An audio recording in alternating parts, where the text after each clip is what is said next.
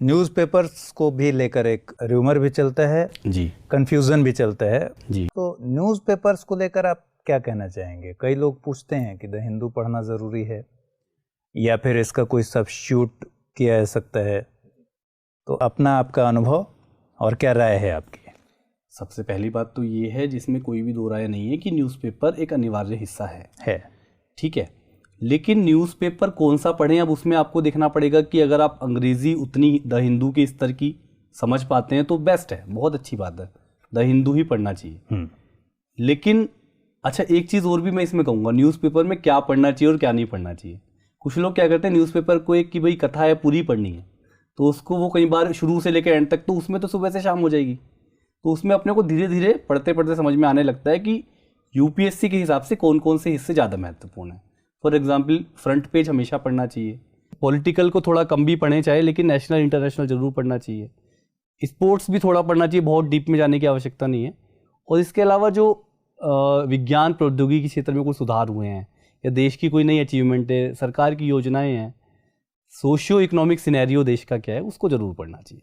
फिर यहाँ आप उससे जोड़ते होंगे कि क्वेश्चंस के पैटर्न क्या हैं उसको देखें तो फिर न्यूज़पेपर पढ़ने में भी आसानी होती है। लेकिन जब कोई न्यूज़पेपर पहली बार पढ़ना शुरू करता है, ज़िंदगी में कभी पढ़ा नहीं, तो वो इन सवालों से दो चार होगा और मेरा इंटरव्यू देखेगा तो सोचेगा उन्होंने तो ऐसे ऐसे कहा था। लेकिन वो धीरे धीरे डेवलप होगा कि आपको क्या पढ़ना है क्या नहीं पढ़ना है। आप पहले दिन ही सोचोगे कि मेरे को आज ही पता चल जाएगा कि मेरे को अखबार में क्या पढ़ना है, तो वो नहीं हो पाएगा। धीरे धीरे जब आप सिलेबस को पढ़ेंगे, बार बार पिछले सालों के पेपर बार बार देखेंगे, खुद भी थोड़ा मैगजीन वगैरह पढ़ेंगे, तो तब आपको धीरे धीरे आइडिया लगने लग जाएगा कि ये पढ़ना है और ये छोड़ना है।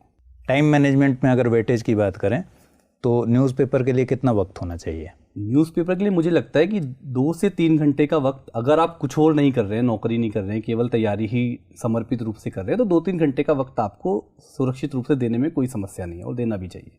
कोशिश करनी चाहिए कि न्यूज़पेपर में आपने पढ़ा उसको कैसे आप डॉक्यूमेंट कर रहे हैं, यानी आप उसको कहीं पे नोट्स बना रहे हैं या कुछ लोग कटिंग भी काटते हैं। इसके अलावा एक मंथली मैगजीन आपको जरूर पढ़नी चाहिए जो न्यूज़पेपर की चीज़ों को आपको मंथली रिवाइज भी करा दे।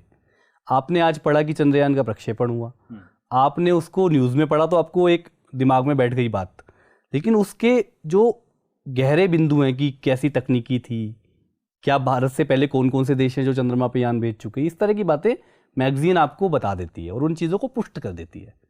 तो मुझे लगता है वो एक बार मंथ के बाद रिवीजन हो जाता है तो वो अच्छी तरह से दिमाग में बैठ जाता है। अखबार की जो कटिंग वाली बात आपने बताई, कई बार ऐसा होता है कि बहुत सारी कटिंग्स रखी रहती हैं जी, अखबार भी रखे रहते हैं, मैगजीन्स भी रखे रहते हैं, ऊपर से स्टडी मटेरियल्स की भीड़ बढ़ती जाती है। आपके साथ कभी ऐसा हुआ?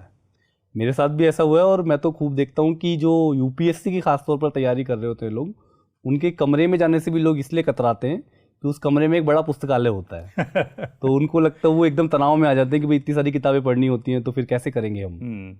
और एक और समस्या रहती है, जब आप बाज़ार में निकलते हैं और प्रतियोगी परीक्षाओं की किताबों का बाज़ार होता है तो आपको लगता है एक देखो नया ये आया है तो ये भी खरीद लेते हैं, वो भी खरीद लेते हैं। तो इस तरह से करके वो बहुत सारी किताबें जमा हो जाती हैं, बहुत सारे नोट्स जमा हो जाते हैं और बहुत सारी पत्रिकाएं और न्यूज़पेपर की कटिंग जमा हो जाती है। पर मुझे लगता है कि जैसे मैं कहता भी हूँ कि it is better to read 1 book for 10 times than to read 10 books for 1 time. यानी आप जो भी पढ़ें उसको थोड़ा बार बार पढ़ें, बजाय ये कि आप बहुत सारी चीज़ें इकट्ठी कर लें, तो उससे रिवीजन ठीक से नहीं हो पाता और बाद में चीज़ें ग्रैस्प ठीक से नहीं हो पाती।